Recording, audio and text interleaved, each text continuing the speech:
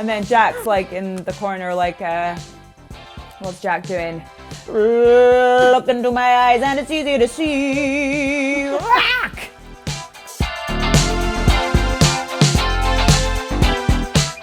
Hello everyone, welcome back for a brand new edition of Collider Ladies Night, and I am here with one of the stars of Jumanji: The Next Level. It's Karen Gillan. I failed already. It's not Karen Gillan. It's Karen Gillan. Yes. On Nady's Light. That's it. This is Nady's Light, and the feeling's bright. I'll take it. It works. Are we in Florida? Oh my God. Wait, we're in the wrong body! My joints feel like butter. Oh, no. I feel loose myself. This can't be happening! First off, I have to tell you that no junket will ever be the same after the Jumanji: The Next Level junket. Like, I think you guys have ruined junketing for me because it's never going to be that good again. I think it's been ruined for all of us. On any other movie, I'm going to be like, why aren't you playing any games with me? Where's the tequila? And why are we not in Mexico? What were you guys doing while we were busy, like, bungee jumping and zip lining? Yeah, you guys were just bungee jumping. You should have come with us. I absolutely not. Would you have done it? Never. No? No. When I heard that you had done it, I was like, you're amazing, because I would I can't even, I can't think of anything worse. Do you have a fear of heights or anything? Would you not skydive? heights. I don't like a drop. Okay, that's reasonable. I like when I was a child, before I would get on roller coasters, I would go up to the operator and be like, "Excuse me, how many drops are in this roller coaster?" And he's like, "Go away, child." Do you go to any like amusement parks or any other kinds of rides now? I do when my friends are, and I do like them. Okay. I am quite scared to go on the Guardians of the Galaxy one, which was formerly Tower of Terror. Did you go on it? I when they didn't. had the big opening? I didn't. I it's don't so because much that's all that fun. is dropping. It's literally only dropping. It's not a real drop along the lines of a bungee jump drop. It like But does it feel like a it free drops you a fall? little, but then you kind of like slowly come up a little and then go back down and So then it's up. worse because it drops with anticipation in the middle. It's not that bad. It's not that bad at all. One day I'll do it and I'll film it. Okay, I want to see that when it happens. So on Collider, sometimes we play a filmmaking version of Would You Rather. I think we played at the junket, but I do have Brilliant. another junket-related question for Okay. you. Would you rather do a junket with a co-star who talks too much or not enough? Because like I've also, been on the receiving end of both of those things. you, Awkwafina, and Jack Black just had pitch perfect chemistry for something like that. Yeah, I know. We actually had so much fun, all three of us. I'm actually about to sneeze. Wait, I'm gonna for real.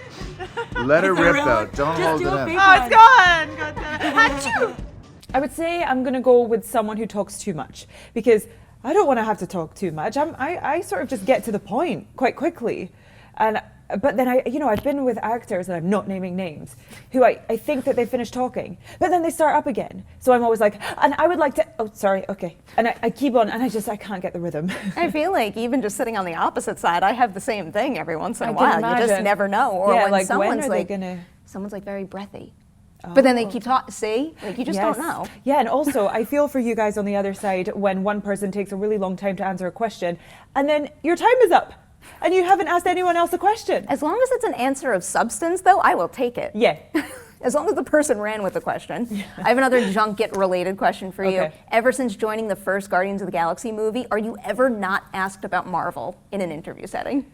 No, I'm pretty sure it comes up in every single interview. So to continue that trend and not ruin it, when are you shooting Guardians of the Galaxy 3? Good, nice. That was what Nice. my one little dig. It's not going to happen again. I want to go back to the very beginning of your career, because one of the things I like to ask about most is what was the film, the performance, anything at all that made you say, I got to get into the industry and do that? Oh, that's a good big question. I think the first film I can ever remember seeing was Little Shop of Horrors, which I thought was called The Plant because my dad had like recorded it off the TV and called it The Plant on a sticker that he put on the videotape.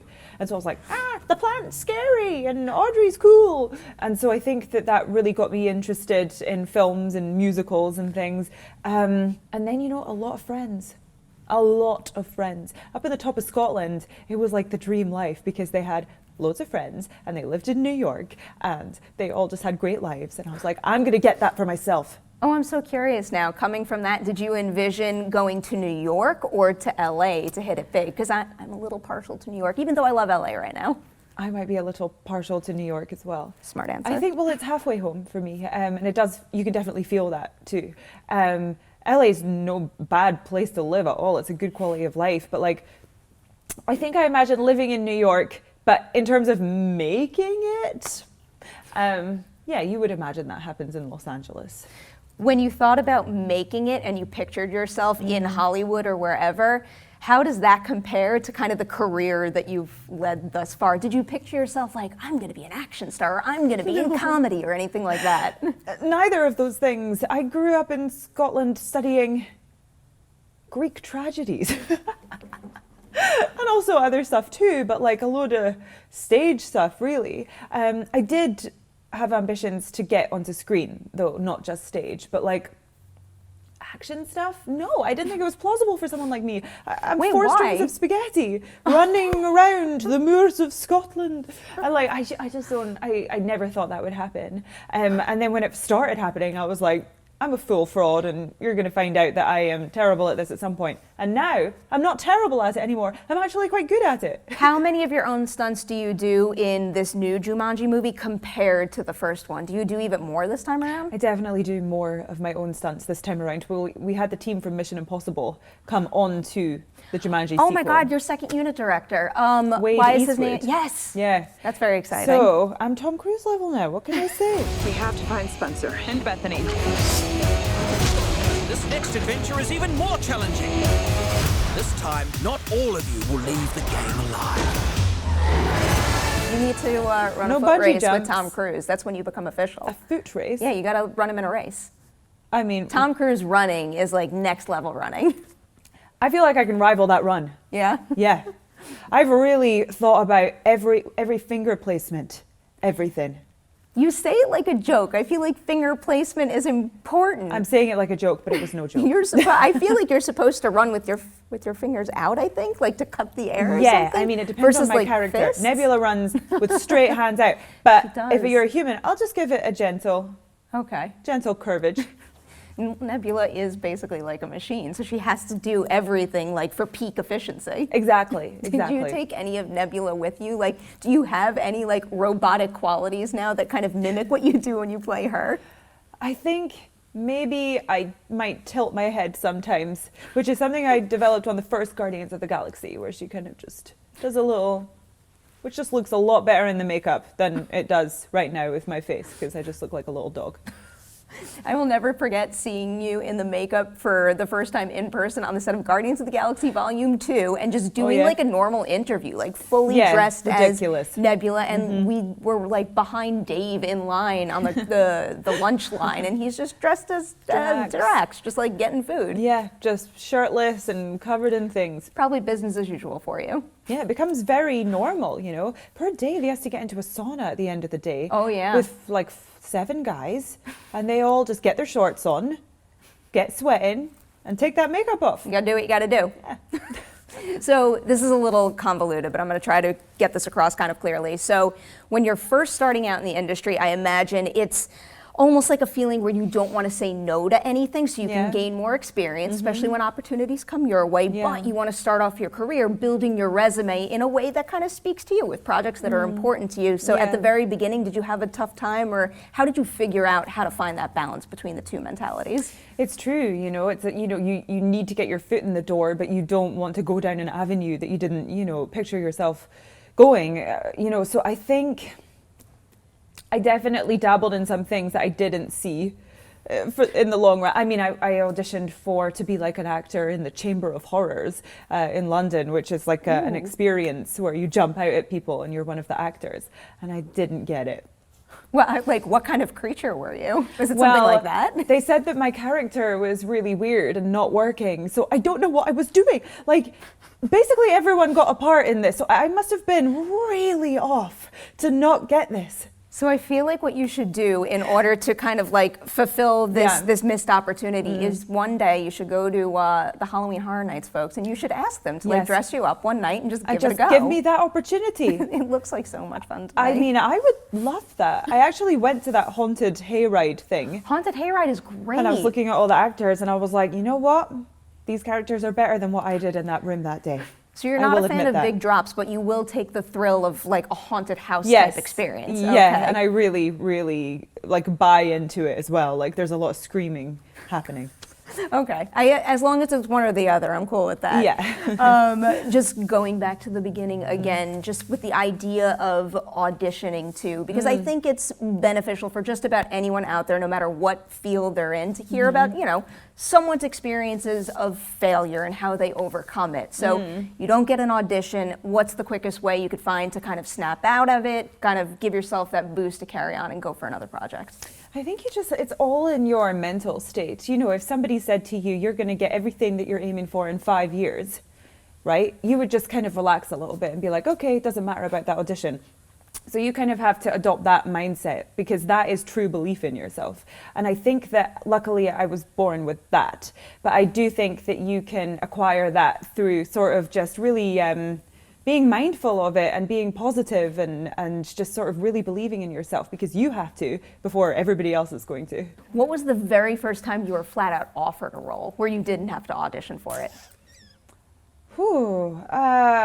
It must have been, so I started on a TV show in the UK called Doctor Who. Never heard of it. No, that little random time travel show. And I think after that I maybe got some offers, but nothing huge, maybe like independent films, things like that. Was Doctor Who kind of the breakout role for you in terms of, because it's one thing to sit there and say, look, I want to be an actor, I'm going to work really hard for it. It's another to really believe that it's going to be a real career for you. Was that the role that kind of shifted that mentality at all? Again, going back to the mentality, I already had that mentality, which is, that's why I keep reinforcing this. If you have that, then you're likely to do it. It's a state of mind. And so I already had that, but that definitely reinforced it for me. Who encouraged you to have that kind of state of mind? Like as a kid growing up, where do you get that from? What's the source? I think my dad.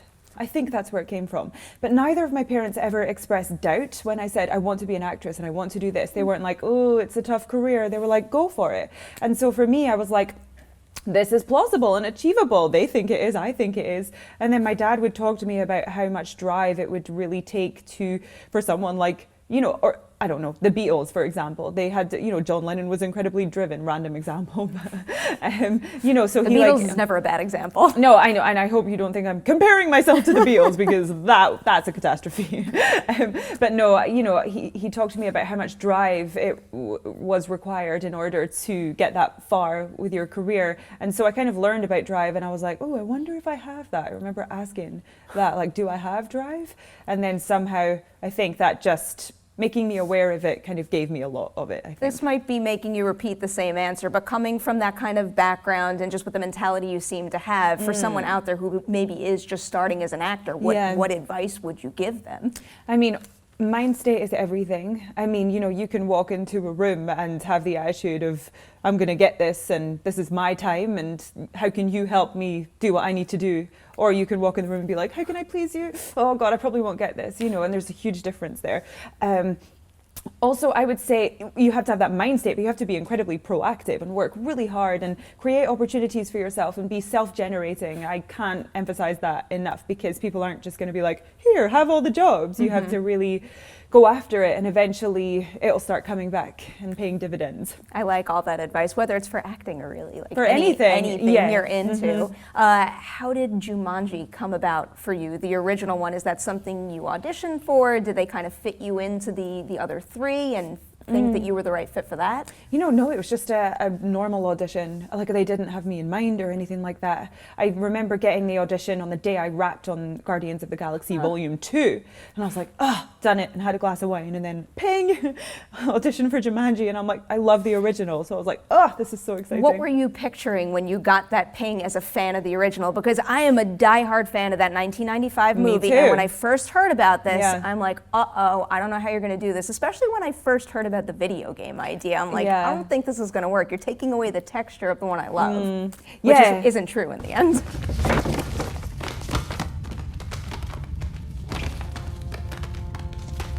Run! It's a stampede! It's a game!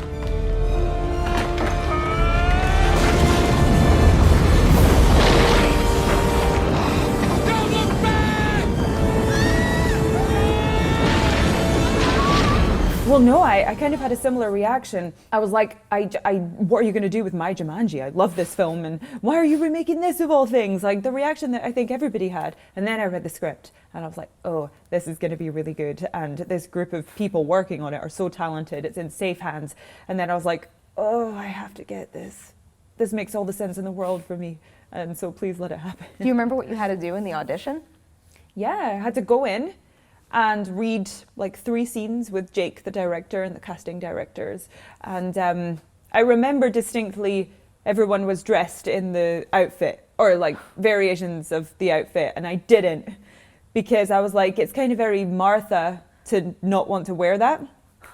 And so I remember thinking, that's like a different choice where I'm not dressed as Lara Croft here. What was it like the first time all 4 of you were in costume and you were kind of standing there together? Because that image of all 4 of you it's a powerful shot of all the characters. I remember that moment actually, because we were doing a screen test and the director just stood back and he was like, whoa, you all look amazing together, and I've been picturing this for months. And you could just feel the electricity, like we were making something really cool already. You feel it. Yeah, You definitely feel, there's yeah. something about seeing all 4 of you together in those outfits and knowing that you're avatars that kind of encourages almost like maybe I would describe it as like a wish fulfillment thing. Like you would want to play along and which one would be yours. Mm-hmm. Yeah, totally. I like that kind of it's all feeling. wish fulfillment, yeah. Backtracking just a little bit, when you, I guess, got the role and you first found out you were going to be starring opposite Kevin Hart, Dwayne Johnson, Jack Black. You work with so many wonderful people, big stars that we're very familiar with, but was there an intimidation factor, or was there any one of the bunch you were most nervous to work with? Oh God, complete intimidation.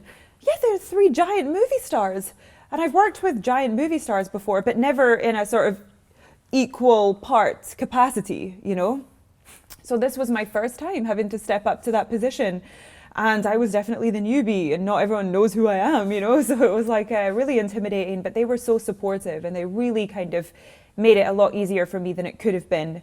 But also, everyone else had just been offered their roles, obviously. I auditioned so many times and did a big screen test in Hawaii. I'd done everything. So there was also a comfort to knowing that I had earned that role. I had really worked hard, and they knew what I was going to do with it. So that was kind of nice. I still kind of can't believe you had to audition for the role. For whatever, from the outsider's perspective, it's like you see Guardians and you're like, oh, this makes all the sense in the world. It was like it was meant to be. So, all right, so someone behind the camera there is going to get mad at me, but I want to play a little game with the 3 of them. So we were trying to think of, 3 different things, and obviously, Fuck, Marry, Kill came up. So if you had to sort Kevin, Dwayne, and Jack, you could do it really, really quickly. I have a backup version that's a little more PG. Yeah, what's the backup version? So the backup version is like a movie version to have a fight scene with, a cry scene with, or an improv scene with. A fight scene with, a cry scene with, and an improv scene with. Okay. From the cast of Jumanji. Yes. Okay, improv scene with Kevin Hart, because he improvises all the time. He's a stand-up comedian. Of course he does.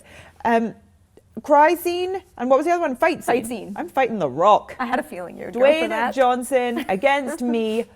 He's going to lose. And then I'm going to cry with Jack Black. Okay. Yeah. I would probably have predicted that. Yeah. This is a very nice No pivot from shockers. an inappropriate question to a much better one. Which is, who out of the cast would you have sex I with? could not help it. We were talking about it yesterday, and the person I was going over it with is like, you don't have the nerve, but now I have proof I Who did. do you I think tried. I would choose, is the question. I can't. No, I feel uncomfortable even answering that, so I'm not going to do really it. deflected I'm back not onto going to you. push it on you. Another thing I'm dying to ask you about is your interest in working behind the scenes as well, because there's nothing that excites me more than somebody working in the film industry who has experience and know-how in so many different departments. So at what point did you realize, you want to make your own movies too? Well, when I was a kid, my parents gave me a video camera, and I would make horror films all around my house in Scotland. So I have like a million follow-up questions. I just saw you like overload with questions. Everyone out there knows like horror is my genre. I freak out with horror. I mean, what's your favorite? Really, one of the first things I vividly remember you in is Oculus, and I'll never forget my first South by Southwest Film Festival is when I saw Oculus, and the first time I met Mike Flanagan. That's and right. That movie I just was made there me so happy. Hello again. You must be hungry. favorite of all time, though, is Scream. Scream! I Yes. love Scream too. That's really up there for me. It makes me so happy. Because it's so meta, it's aware of itself, it's funny, Exactly. it's scary, it's everything. How do you feel about the possibility of getting another Scream movie? Would you rather see them do a Scream 5 or completely reboot the franchise? I do like a bit of Neve Campbell. If they're going to reboot that franchise, I'm going to need Neve in the mix. Yeah. She might not need to be Sidney Prescott, but she needs to be in the movie. Otherwise, it's not Scream. Neve Campbell, David Arquette, and Courtney. I feel like I'm just describing Scream 4 all over again, but I would like to see that. Going back to your horror films, though, Yes. what kind of horror movie were you making as a kid? Was it paranormal? Was it slasher? It was slasher because I grew up watching Scream and I Know What You Did Last Summer and those like process of elimination teen horror films. And so I would be in it and direct it and write it. And I was this killer with long blonde hair. You were the killer. I was the killer. Wow. Also, and I'd take a knife out and I was like this nice girl during the day, and at night I would go out with my blonde wig on and murder people with my knife. And then I murdered my dad in the horror film, which is crazy in hindsight, but he had a really good time and he was my favorite actor to cast, and he can do a convincing death scene. And so I was like, this is your moment, Dad. Do you still have any of these anywhere? Is there like archival footage? Somewhere, I don't know where, but I think I can find it when I go home to Scotland. I would love to I'm going to see put it that on one Instagram day. if I do. So you have that interest when you're younger, and then, correct me if I'm wrong here, but then you get into acting and you start to make a career for yourself there. At what point in your acting career do you realize you kind of want to make that pivot? And is there any concern that, if I start pursuing directing, then what if I leave acting behind and lose opportunities? I think it probably came about when I was 24 and I was just finishing on Doctor Who, and I started writing the script, which became the film The Party's Just Beginning, which was my directorial debut. And then I just decided I wanted to direct it, and I don't remember the actual moment when that happened. But then I started making short films and completely fell in love with it. I was like, oh, this feels like a whole part of myself that I haven't really explored, but it's something that I really need to do. Even having worked on some big projects, what was the one thing about directing your own movie, whether it was a short or your first feature, that really surprised you? I don't know if there was any surprises. It surprised me how natural it felt. Like I thought I was going to be more overwhelmed or freaked out, but I was like calm and felt at home and was like, this feels like exactly right. Not to say that there wasn't challenges, there were daily challenges, but it just didn't feel too stressful or anything like that. And also I just loved the freedom that it gave me, to express myself in this whole way that I haven't before. Whatever the first short you made was, did you act in that as well? No, I didn't. No, I cast my friend Rose McIver of iZombie fame. Pretty good friend to cast. I know, she was amazing in it. And then I made that short, and then I made another short that I was in as well as directing. And that was really fun, but I think next time I need to not be in it. Oh, really? Is that from your experience directing the feature? Yeah, just because I love to be behind the monitor and, to really look at the composition of the shots and really see what's happening. And I had I was in control of what the film looked like, but just to not be able to obsess over the visuals as much as I wanted to was annoying for me. Are you the kind of director that wants to do as many takes as possible, or are you kind of, I know when I get it and I'm ready to move on? Well, I know that I have restrictions that I need to stay within time-wise and budget-wise, but if I can push it, I'm going to keep going to get it right. But when we've got it right, I feel very confident. Then I'm like, okay, we can move on. But I don't stop until we get it. Okay.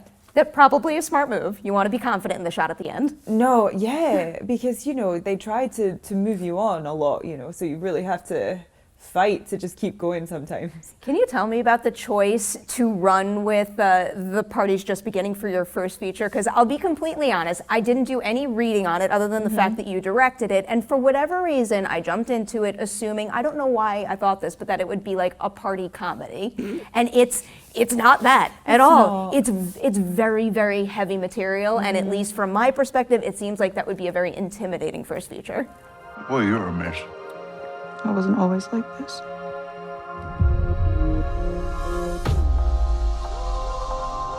It's coming up for a year now. Moved to California. Got massive threats. And therapy Rätt Lucy. Yeah, in hindsight, I agree with you. At the time, I was just like, it just flowed out of me. I was 24 when I wrote that. It was based on the suicide rates in the Highlands of Scotland, where I'm from. They're really high. And I always knew I wanted to write something about that because it's beautiful up there. It's a really nice existence. And I'm like, why is this happening? And so this film is me exploring that, really. So when you come up with an idea like that and you write the script, who's the first person you go to tell that person, like, I'm ready to make this, let's do it? The first person I think I maybe showed it to was Mike Flanagan. That seems like the right person. Yeah, because I was filming Oculus at the time, and then he read it, and he was like, you should make this, and I know who you should make it with, and here's a producer, she's coming in right now. And he set me up with my producer, Mally Elfman. And oh my God, Fun Size Horror. Exactly. Oh, you directed a piece of one of them, right? Yes, that was us practicing for the feature. Huh. Yeah. I love the sound of that. Yeah. And you're making another short now, right? So I just made another one before we shot Jumanji earlier this year, to scratch that itch before I disappeared into 2 films. So I made that, and it's taken me 9 months, and I'm not finished. You're That's finished worse when you're than- ready to be finished. I feel like that's the most empty comment to say, because I've felt that, the finish line keeps extending and getting further and further, because you could keep tweaking. And well, that's what I'm doing. Also, I've been busy on the film, so it's not as if I've just been obsessing over this one thing. However, I'm so glad I'm taking all this time, because we've found some really cool, interesting choices through that. How do you think your directing experience has changed how you work on set as an actor? I think I just understand what the directors are after a bit more. I understand their motivations for why they might be asking me to do something, and therefore I can make it really a lot quicker for them, because I'll be like, oh, you need this, right, because of that. And they're like, yeah, great. And the flip side, is there any specific element of filmmaking that you're dying to learn more about? I think editing. That would be the top choice for me, because I'm really hands-on in the edit. Like, one frame more, oh no, I was wrong, back one. No, it was too forward. It's just like painstaking. It would be so much easier to just be like, done. Understandable there. With all of the incredible directors, Mike Flanagan and Jake Kasdan included, that you worked with, who do you think as a director you've benefited from observing the most while you're on set of their movie? I don't know if I could choose one. You could choose many. Well, they're all amazing. I've been so lucky with the directors I've worked with. I mean, top of the industry. It's You work with so many extraordinary. people with such unique styles, I know. and I mean, I feel like that Yeah. can only help in every single respect. Yeah, it's true, and everyone has their own little way of doing things that's so interesting and helpful. Like Mike Flanagan was an editor first, so Yes. he really shoots to the way he's going to edit it, which is a time saver. And then, James Gunn is one of the most performance-friendly directors I've ever worked with, because he's so free and he just speaks to you over a microphone. He's like, do another one, do it funnier, do it sadder, do it regretful. Okay, one for you, fun run. And it's just like, you don't even have time to overthink it. You're just Fun in it run. and doing it. Fun run, you can do whatever you want. I don't care what that applies to. I'm just going to use that phrase from now on. Well, actually, I took the fun run into my film, which is a serious film, but I would be like, after every take, okay, this one's for you, it's a fun run, do whatever you want. You don't have to say the lines, you don't have to do anything that we've worked on, just do whatever comes naturally to you. And the film is mainly constructed of fun runs. Huh. I love the sound of that. I don't know what it's going to do for any of our shows, but we're having fun runs all the time now. All Yes. right, I got the wrap-up sign, sadly, but we like to end these episodes of Ladies' Night with some rapid-fire collider random questions. And I Okay. think I've got 5 for you here. Let's What is go. your on-set vice? I think they were stripped away from me on Jumanji because of that outfit. But I would say it's M&M's. That's such a good vice to have. What's the last show you watched a full season of? Unbelievable on Netflix. Oh, I need to Or get to that. Love Island. Have you seen that?